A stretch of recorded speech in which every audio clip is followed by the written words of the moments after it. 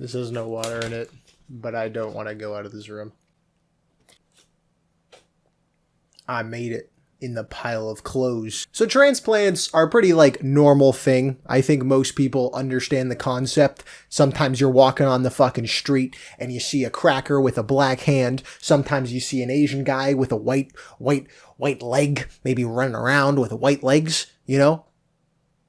Most people don't think of human head transplants. So there's this Italian neurosurgeon named Dr. Sergio Canavero who is like really trying to get this done. Recently, he's been like the main guy for human head transplants, and he's kind of just going, you know, he's doing TED Talks about it. He's very proud of putting people's heads on other people's bodies, which like, I guess it's interesting, but it's terrifying. I don't know why he's on fucking TED Talk and he's like the leading like scientist for head transplants, and then his slideshow is just slapping shit on MS Paint.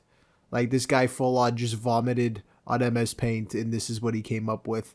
Is that like coolfont.com text? Is that what that is? I'm gonna read you a little bit about him because I'm not gonna remember all this shit. Sergio, I always say it wrong. Sergio graduated from the University of Turin and for 22 years practiced as a neurosurgeon at the university's hospital. In 2015, he publicly discussed how he would attempt a human head transplant within the next 2 years.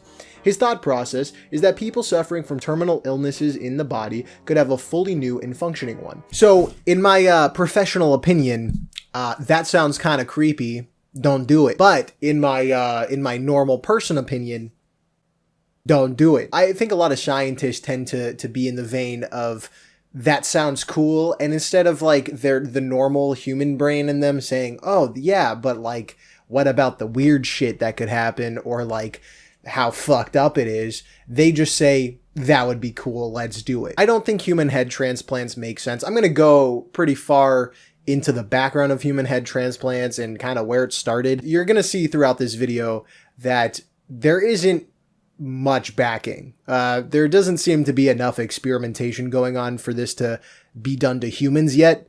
I don't think it should ever be done to humans. So Sergio is not the first scientist or doctor or whatever to do head transplants. There's actually this guy named Dr. Vladimir Demikov who did head transplants on dogs. And it wasn't just taking a head off of a dog and then putting another dog head on there. He put 2 heads on a dog body. And he didn't just do it once. Let me see. I'm going to get the number wrong. 22 dogs. He did it 22 fucking times. Yeah. He's a little fucked. And the longest surviving one survived for 29 days, which is fucking horrific. That poor animal. His very first experiment was done in Moscow, and what he did was he took a puppy body and head, and then he took an adult German Shepherd head and put it on the puppy German Shepherd body with the head. The only thing he focused on was the blood supply. He connected the blood supply, but not the nervous system or any other thing that really matters for actually functioning. Blood is important, but blood supply is definitely not the only thing to consider when you are putting a head onto another body and trying to make it function well. Anyways, Demikov, who is probably not normal in the head, walked around Moscow and tried to get like pictures taken of it. He went up to reporters and was like, look at my fucking dog, dude. And everybody just cried. Everybody probably went home and told their family that they can't go outside anymore because they were scared that a fucking 2-headed dog was going to be walking around. And by the way, this dog, both heads were able to drink milk, but unfortunately, the adult German Shepherd head, the one that was connected to it, because it was only the blood supply that was connected, it would drink the milk and it would just come out of the fucking like place that it was surgically connected to it. So milk was just dripping out of a fucking dog head, dude. Why would you do that to a dog, dude? Like, what the hell's wrong? So Demikov continued doing these experiments with dogs for 15 years. And he wanted to do, he wanted to do a human heart and lung transplant, which, like, okay, but, like, I don't know. I don't think dog head transplants are equal to human heart and lung transplants. I don't understand that. That's why he was focusing only on the blood supply, but I feel like that's a bad way to do this. Also, why are you starting with fucking dogs? Start with rats or something. Why are you starting with dogs? Dogs are way too advanced creatures and also just not the natural order of things. I always thought like small animals were the typical thing, and then we go to like dogs, chimps, that type of shit, and then we go to humans. But instead, this guy's just starting with dogs. And chimps were also next. So you know how like the moon race happened with Russia and America? So it's basically this, except America's astronauts were chimps, Russia's astronauts were dogs, and the rocket ship was cutting off their heads and putting it on other astronauts. Very good comparison if I say so myself. America decided we need to figure this shit out before Russia. Why? Because we're fucked. They took a man named Robert White and they said, do that, motherfucker. And he continued to do it, but to chimps. Unfortunately, going to dogs and chimps who are pretty intelligent creatures and are also, just nice and innocent. They don't, I would rather you kill a rat than kill a chimp. I mean, goddamn. Well, chimps are kind of fucked, actually. Dogs are innocent. Chimps are fucked. Chimps are actually terrible people. They are intelligent, though. It's fucked to do that to an intelligent creature. What are you doing? What are you doing outside? I'm gonna blow up your car. So Robert White didn't want to make a two-headed monkey. Instead, he just wanted to do a normal head transplant, like what you would think of. Take off a monkey head and put it on another headless monkey. He did this somewhat successfully. He also only focused on the blood supply and not the nervous system. Again, I don't know why that's the only thing that you care about. I think nervous system is probably going to be way too complicated, I guess. But also, if you want a functioning head on a body, you have to do that. That's just kind of what happens, and that's how it works the best. But anyways, regardless, they did the surgery. It worked, kind of. The monkey woke up. He looked down at his body and was like, my shirt's fucked up. I'm sorry. He didn't say that. I said that. He looked down at his shirt, at his... I'm gonna kill myself. He looked down at his torso and was like, this is not my body. And then he looked up at Robert White and gnashed his teeth. So, if you ask me, the monkey understood what had happened. He knew that that was not his body, and he was blaming Robert White for him. If I was Robert White, I don't think I could sleep very well after that. That chimp survived for 8 days, and apparently its brain functions were working correctly, but of course, it couldn't move anything in its torso. He survived 8 days, died from complications to the surgery, and Robert White, who saw this poor chimp die 8 days after he fucking mutilated it, said maybe it would be better if I put its head on backwards, and then did that 30 times. So that's like the background info that has led to human head transplants, okay? So Sergio Canavero, I'm sorry if I'm butchering that name. Honestly, this guy kind of scares me a little bit, so if I'm butchering your name and you're watching this video, which you definitely are, but if you are, I'm so sorry. Do not come to my house and cut off my head. Please don't do that. He did a surgery with his team in 2016 where they did this on a monkey as well. So during the entire surgery, the monkey was unconscious for 20 hours. Apparently its brain functions were working, but it was fucking unconscious. So I don't really know how you can test much with that. Oh, it's alive. Cool. After that whole feces fest, Canavero started to tell articles and just people everywhere that he was going to do something that was, as I like to call it, not good. He wanted to do it on human beings. And his first victim was a guy with muscular atrophy named Valery Spiridonov. A guy with muscular atrophy. So to prepare for like this human experiment, he started to work on fucking cadavers, which the entire scientific community was like, what are you doing? I'm going to read this to you because I'm definitely not going to be able to like remember this, and I'm going to just keep on looking at this anyway. So the main man in advocating against such experiments was Arthur Kaplan, an ethicist and professor of bioethics at New York University Grossman School of Medicine. He called Canavero's surgeries crackpot science and stated he didn't believe the experiments he had done on the monkeys were successful and were simply a PR stunt.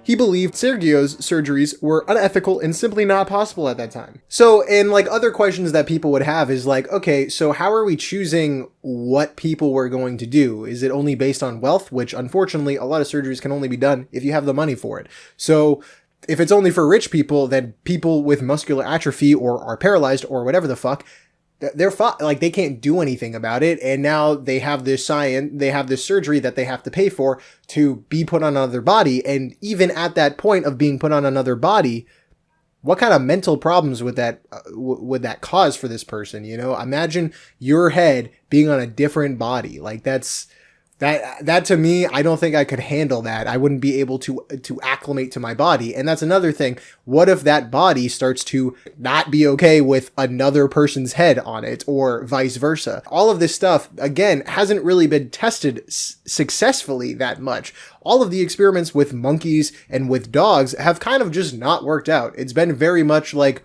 you can connect it, but they don't know how the nerves work. They haven't really successfully done this. So instead of like jumping to this, I think we need to go back and start testing on like mice first, maybe. Like, let's stop with the dogs and the chimps and the humans.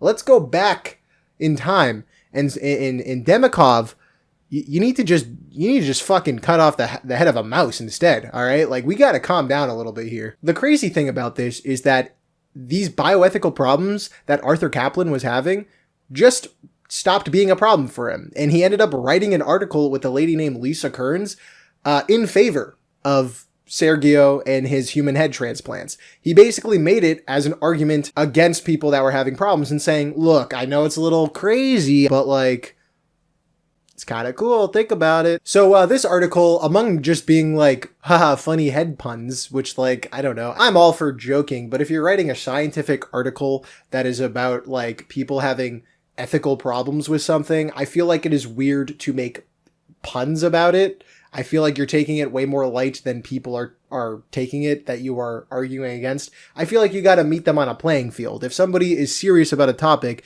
and you're arguing for the topic that they don't want, you should probably meet them on the serious level and fully be serious in the argument that you're making. They did a bunch of puns, and basically all of the arguments that people were having against it, they just answered by saying, I don't give a fuck. The way that this would work, right, if we were successfully to do human head transplants, it would basically be like an organ donor.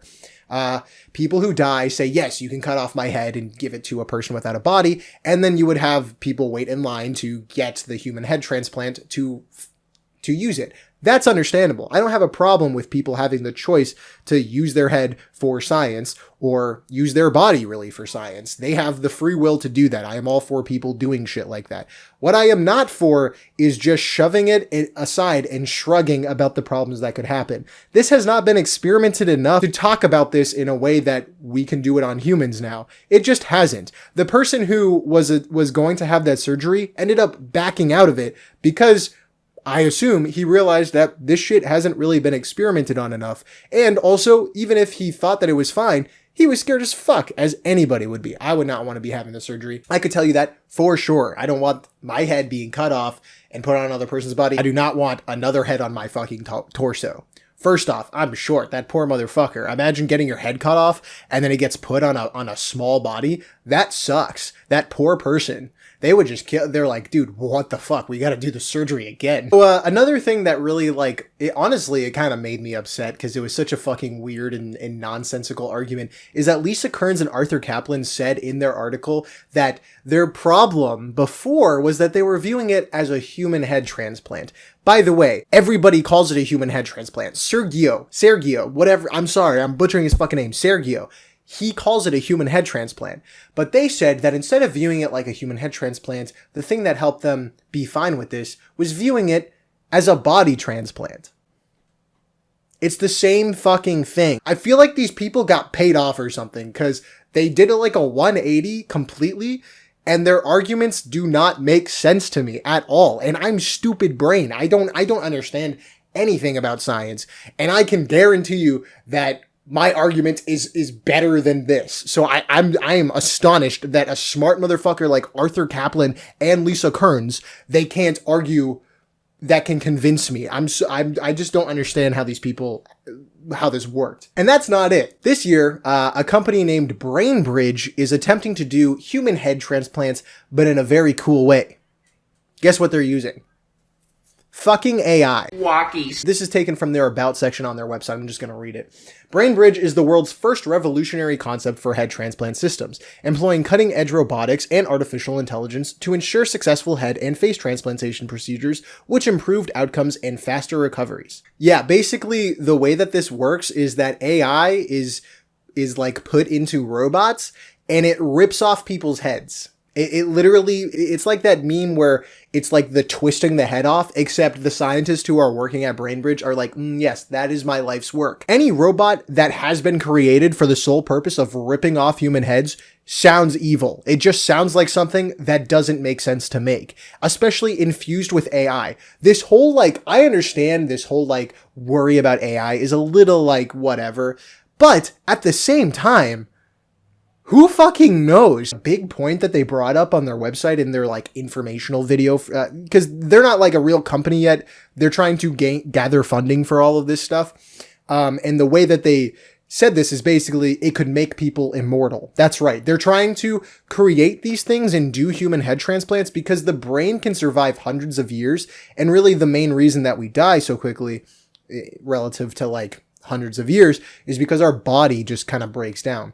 So what they want to do essentially is they want this to be used to prolong people's lives. So basically what they want is they want you to be like 70 or 80 years old and then take your fucking head with your brain, put it on a young body so that I guess you can be like a fucking shredded guy looking at birds. I don't understand. Also, this is kind of terrifying for another reason because think about it like this. If we were to make it so we can just live hundreds of years, what do you think that means for retirement age? You think our retirement age is going to stay at 70 or whatever the fuck it is now? It's probably like 85. It's been a year. It's probably gone up 5 or 10 more years. Do you think that if we're able to live hundreds of years, they're not going to be like, you can live 300 years? You have to work until you're 275 at least. I don't want to do that. I don't want BrainBridge to be successful. It's horrifying. And also, immortality sounds like a curse. I don't want to live longer. I want to live shorter. So the only way that I can really successfully and I guess end this video in a way that is fine, because I ranted a lot in this video because it scares me a little bit, I'll be honest. But the only thing I can say is that if this becomes a normal thing and a successful thing, I do find if it becomes like an organ donor type situation, that's whatever. I will never have a problem with somebody voluntarily giving themselves to science or using their body to help other people. I don't have any problem with that. What I do have a problem with is anybody trying to act like this is a normal thing. This is weird. It's just a weird thing. And I also have a problem with people acting like we're at the point where we can start discussing doing this to human beings. I think this needs to go back a little bit and we need to just focus on experimenting better. Doing all of this research, I did not see anybody attempting to connect the nervous system. They're just really connecting the blood supply from what I found, and that's it. And that's good for like being on a body, but like if you have muscular dystrophy, you're not going to be able to actually use the body that well if your fucking nerves aren't connected. So I don't understand this whole like human head transplants when we haven't even successfully experimented on animals. It doesn't make sense. This is a very confusing thing to me because these people are so smart, but the very, very start of their experiments haven't been done yet. They just haven't accomplished what they should be doing, and they're jumping way over into like human territory. Like, what is the purpose of this if the head doesn't work? But anyways, this is a long video. I'm sorry, but it's a very interesting thing. I do find this interesting. I find it weird as fuck, but I find it interesting. Anyways, I'm done fucking blabbing my trap. Goodbye.